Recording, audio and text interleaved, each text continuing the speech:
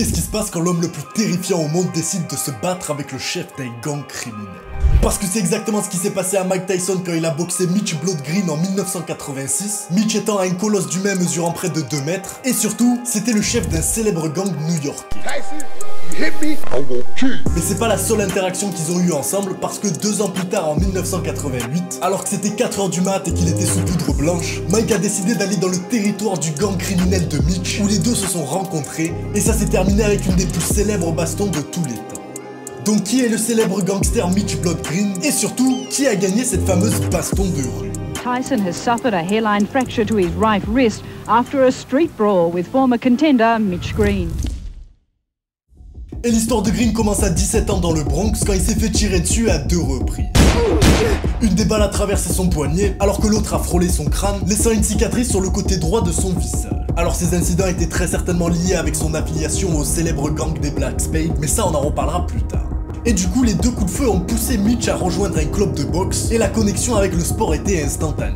Mitch était naturellement extrêmement fort, et du haut de ses 1m96, il dominait tout le monde dans son club, ce qui l'a rapidement poussé vers les combats de boxe.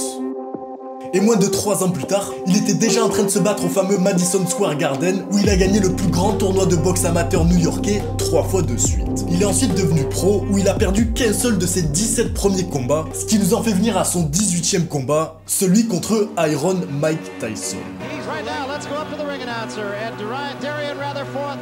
À cette époque, Mike était au 22e combat pro de sa carrière, mais Green était sans aucun doute le test le plus dur pour le jeune Tyson. Malgré le fait que c'était le plus gros combat de sa carrière, ça changeait rien pour Tyson, et il est rentré dans le ring comme d'hab, sans peignoir ou chaussettes, vu que c'est comme ça que faisaient les gladiateurs. No robe, no socks, he says it makes him feel like a warrior, makes him feel like a gladiator. Green du haut de ses 1m96 avait une allonge de plus de 2 mètres, soit plus de 20 cm de plus que Tyson, et Mitch avait tous les avantages physiques possibles, et tu peux voir que lui aussi il attendait avec impatience le début du combat. Round 1, Mike Tyson right on top of it. Mike Tyson comes out like a locomotive. Initialement, Green réussissait à garder Tyson à distance avec son jab, mais le mouvement de Tyson a fini par être trop pour le gangster. Et après avoir dégommé le protège-dents de son adversaire, Mike a commencé à provoquer le gangster.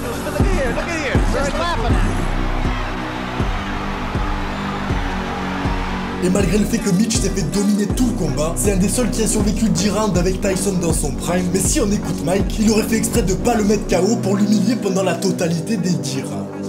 I won comfortably and I didn't try for the knockout and I used a great deal of discipline in there, not knocking him out.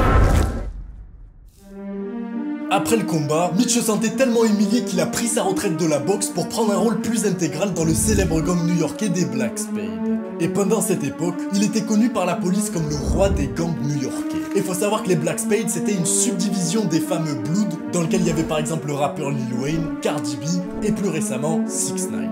Et quand t'es dans un gang, la chose la plus importante c'est ta réputation, et cette défaite humiliante par Tyson, eh bien Mitch l'avait gardé dans le sif, et ça faisait des années qu'il voulait se venger contre Tyson. Et il s'avère qu'il a fini par avoir l'occasion parfaite quand Mike Tyson a décidé de faire du shopping à 4 h du mat dans un magasin d'habits qui se trouvait dans le territoire du gang de Mitch Green. Et c'est ici que s'est déroulée une des confrontations les plus célèbres de Mike Tyson.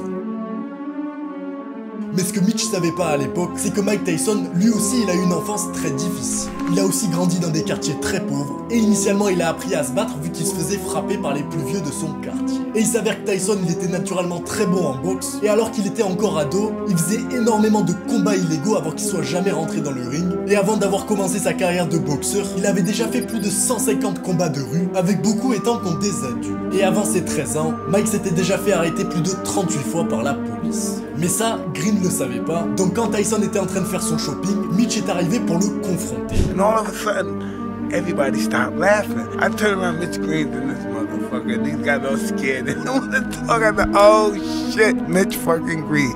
Then he just started talking, what the fuck you doing in my hood, nigga? Oh, then it was on from then. Une fois que Mitch a vu Tyson, il a essayé de lui voler son argent, et c'est là qu'ils sont tous les deux sortis dans la rue. Une fois sortis, les deux ont commencé à se battre, mais à peine 20 à 30 secondes plus tard, c'était fini. That's when I just started punching him. And it was over quick. Yeah, I dropped him a couple of times, but he was high on angel dust, so he kept getting up. Boom, I knock him cold. Boom! He gets back up. Boom! I said, fuck! Nigga, I hurt my hand on this motherfucker, right? But then I'm in the car. He rushes to my car, he breaks, in my Rolls Royce, he breaks the side mirror, boom, he breaks it off, right? So I went out the car, I said, excuse me 1 minute. I got out the car, And I hit Mitch, and Mitch went down, and he bent over, and I grabbed his head, and I hit him, boom, one time, and his head hit the floor, and hit the concrete, boom! And I said, oh, then that's when he was out, boom! And I got scared because he didn't move anymore when his head hit the concrete. And that's when I ran. I ran and got my concrete. Fuck, Mike. Out of here. I thought I killed him. I was so scared. Mike l'avait frappé tellement fort qu'il s'est fracturé la main. Mais les seules photos qu'on a de l'incident, c'est une photo juste avant le combat où on voit Mike Tyson qui parle à Green dans la rue. Et le visage de Green juste après le combat. Une fois que Green s'était remis de ses blessures, il est allé sur tous les interviews possibles où il a raconté que Tyson l'avait frappé comme un lâche sans le prévenir et qu'il avait tellement peur qu'il était parti en courant. He ran from me. By that time, his friends was grabbing me, acting like they trying to break it up, but they were like sucker punching me at the same time. I'm trying to get to him. He ran from like a little sissy. Ceci dit, d'après tous les gens qui ont assisté au combat, ça s'est pas vraiment déroulé comme le raconte le gangster. Mitch kept ranting and raving, and Mike stood up because he had made contact. And Mike said, look, do not play me close. So then Mitch grabbed his shirt and apparently went for his pocket because his wallet fell out. Mitch Green threw the first blow.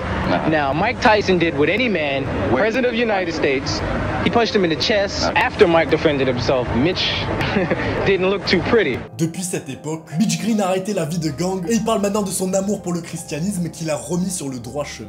Mais faut pas oublier qu'une des grandes raisons que Tyson était aussi dominant dans et en dehors du ring, eh bien c'est grâce à sa puissance. Et la raison pour laquelle il a réussi à être aussi puissant, eh bien c'est sa masse musculaire, parce que le plus grand déterminant de la force d'un muscle quand les facteurs génétiques sont pris en compte, eh bien c'est la taille de ce muscle. Ça par exemple c'est Mike Tyson à 13 ans, et sans surprise, il était déjà extrêmement musclé. Donc le meilleur moyen de devenir fort, ça paraît logique, c'est pas en devenant plus gras mais en devenant plus musclé. Et si tu veux connaître l'astuce simple qui m'a permis de passer de ça à ça, en faisant de la muscu moins souvent et sans l'aide des produits dopants, télécharge le PDF gratuit qui est dans la description, et vu que c'est gratuit, il y a vraiment rien à perdre.